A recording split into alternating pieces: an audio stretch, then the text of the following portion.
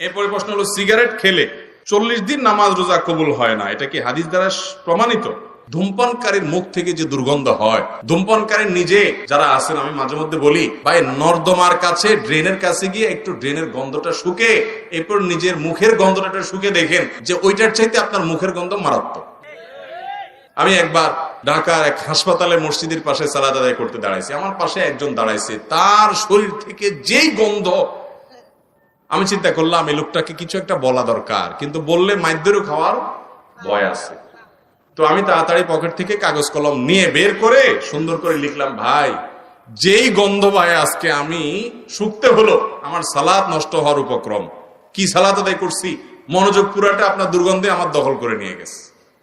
তো আল্লাহর রাস্তায় আল্লাহকে ভয় করেন, এটা আর করেন না। এটা লিখে কাগজটা আমি সাইডে রেখে, সে সালাতের মধ্যে আছে এই অবস্থা, আমি তার সামনে রেখে আইজো দৌড় কাইলো দৌড়, যে আমার দরকার হলো তার নাসিহা করা, মাইদ্যর খাওয়ার তো দরকার নেই। তো নাসিহার কাজ তো হয়ে গেছে, লিখে দিয়ে আসছে। ভাইরা আমার, যারা ধূমপান করেন তাদের মুখে এরকম বাজে অবস্থা তৈরি হয়। পৃথিবীতে ক্যান্সার এখন এত ব্যাপকভাবে ছড়াইছে, আমাদের দেশের কথা যদি আপনি বলেন, ঘরে ঘরে জনে জনে এখন পরিবারে পরিবারে ক্যান্সার। এবং ক্যান্সারের অন্যতম বড় কারণ হলো এই ধূমপান এবং জর্দা। পানের সাথে চাবায়া চাবায়া রকমারি জর্দা খায় না অনেক মুরব্বীরা? ইবনে মাজার একটি বর্ণনা আছে, সেটি হলো, যদি কেউ মাদক সেবন করে, মাদক গ্রহণ করে এবং এর ফলশ্রুতিতে সে নেশাগ্রস্ত হয়ে যায়, 40 দিন যাবত তার সালাত কবুল হবে না, ইবাদত কবুল হবে না। তো ধূমপানটা তো, এটা তো এর ফলে এক নম্বর কথা হলো মানুষ আসক্ত হয় না, মাতলামি করে না, মাতলামি আসে না। দ্বিতীয় কথা হলো যে ধূমপান এমনিতে নাজায়েজ এবং গুনাহের কথা, সেটা নিয়ে কোনো সন্দেহ নাই। কিন্তু এটা এরকম না যে এটাকে মাদকের মধ্যে ফেলা যায়, এবং এর কারণে আসকারা হাদিসে আসছে, শুধুমাত্র শারিবাল খামার না, মানে শারিবাল খামার বা আসকারা, পদ পান করলো এবং নেশাগ্রস্ত হয়ে গেল, তার 40 দিন ইবাদত কবুল হবে না। অতএব ধূমপানকারীর জন্য এটা প্রযোজ্য না, কিন্তু এর মানে এই না যে ধূমপান করা জায়েজ কাজ বা গুনাহ হবে না, এটাও অবশ্যই না জায়েজ এবং গুনাহের কথা। নোংরা একটা জিনিস এই ধূমপান, বিষপান, লেখাই আছে যেটা স্বাস্থ্যের জন্য ক্ষতিকর, তারপর আবার পয়সা দিয়ে কিনে খাই। আল্লাহ তাআলা আমাদেরকে বুঝার তৌফিক দান করুন। এই নোংরা জিনিস খাওয়া যাবে না ভাইরা। কিন্তু 40 দিন ইবাদত কবুল হওয়া না হওয়ার যে হাদিস, সেটাই ধূমপানের ক্ষেত্রে ফিট হবে না। অনেক রাত হয়ে গেছে, আর দরকার আছে দিলে তো সারা রাত দেওয়া যাবে, যেগুলো আছে। তো আপনারা অন্যান্য কাজ সারেন না, অন্য কাজ ওই যে ভাই আছেন, ভাই কথা বলবেন, অন্য আলেমরা আছেন। হ্যাঁ, আচ্ছা, আর 2-4টা আমি বলি, এরপরে আমি ছেড়ে দিব, কারণ গভীর রাত পর্যন্ত মাহফিল, এটা সুন্নাহ বিরোধী কাজ। আমি সব জায়গায় এটা বিরুদ্ধে বলি, আবার দেখা যায় যে কোরআন সুন্নাহর কথা বলে, সহিহ হাদিসের কথা বলে আমরা এটার উপর আমল করতে পারি না। আমি ওই যে ময়মনসিং ত্রিশাল আমাকে এক জায়গায় মাহফিল নিয়ে গেছে, আমার চুক্তি ভাই 10টার ভিতরে আমার এই মঞ্চ থেকে নামাই দিবেন। আমার 10টা পরে আয়সা বলতেছে, হুজুর আপনি এবার একটু খাওয়া দাওয়া করে রেস্ট করেন।